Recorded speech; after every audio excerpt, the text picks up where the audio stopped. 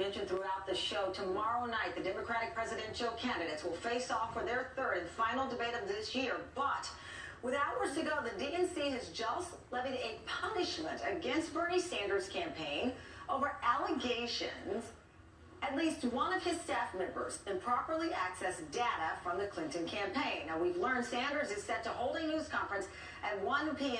this afternoon. I'm joined now by DNC Chairwoman, Congresswoman Debbie Wasserman Schultz of Florida. Madam Chairwoman, thank you so much for joining. Let's start here with a brief description of what happened here and what data was compromised. So that's the process that we're going through now. We are analyzing the depth of this breach, and let me just be clear, there's not an allegation.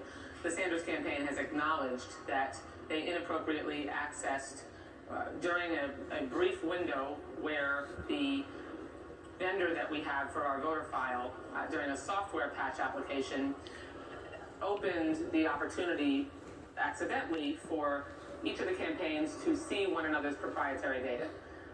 The staff on the Sanders campaign not only viewed the Clinton campaign's proprietary data, but from what we're being told, downloaded it, exported it, and downloaded it. And so we have a variety of back and forth going on, and in order to make sure, first and foremost, that we can preserve the integrity of our voter file, we're going to be having an independent audit done so that we can assess the depth of this breach. For people watching this interview at home right now, explain again this information and how it would be valuable, certainly in the 7 weeks leading up to the first votes in Iowa and New Hampshire, where the polls are close in both of those states. Right, sure. So this is our voter file.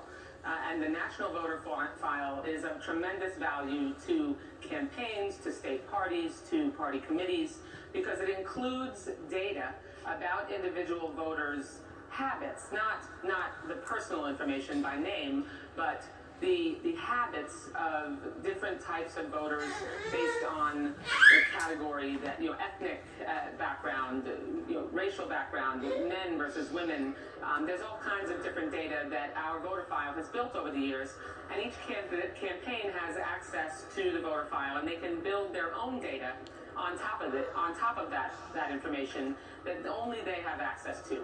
What happened here was during the opening, the temporary opening accidentally of the opportunity for campaigns to see one another's information, staff on the Sanders campaign, we were informed by our vendor, accessed the proprietary information of the Clinton campaign. Did you learn from the vendor, or did you learn from the Sanders campaign about this breach? We learned from the vendor.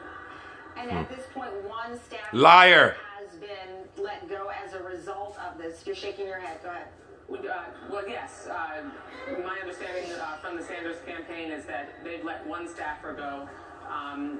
We're still analyzing the depth of this breach. Our vendor is saying that more than one staff person on the Sanders campaign who had access to the voter file and this information actually viewed it and accessed it. So that's why an independent audit is going to be so important. And Tamron, also, I want to be clear, what we're doing is following our memorandum of understanding, our agreement that we have with each presidential campaign.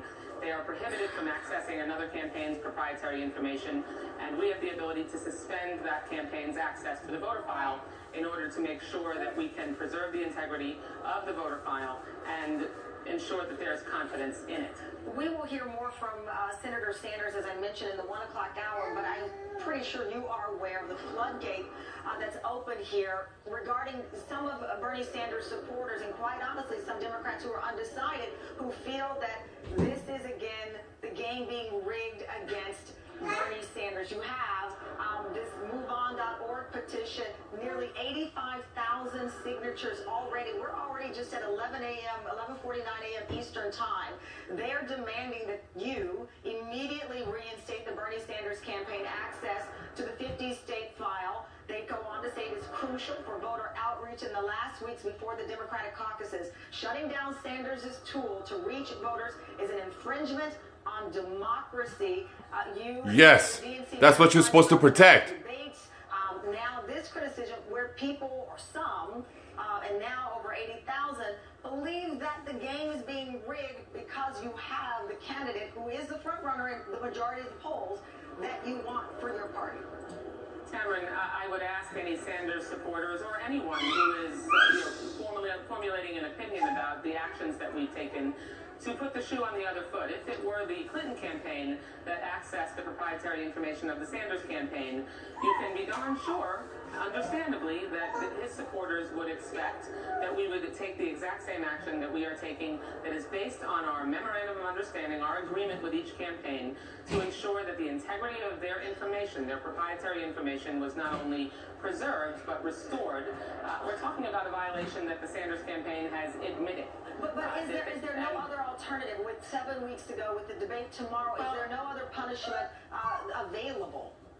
I mean, if you have a campaign that has inappropriately accessed the proprietary information of another campaign, and the voter file itself is what you use to manipulate that information, at this point I am exploring what options are available to us, but until I am fully advised by independent experts how best to approach this as quickly as possible, the only available remedy for us is to make sure that we cannot have the information manipulated, and the only way to do that is to temporarily suspend their access to the voter file. All right. Chairwoman Debbie Wasserman Schultz, we greatly appreciate you joining me. Thank you so much. Thanks, Cameron. Thank you. Absolutely. Coming up.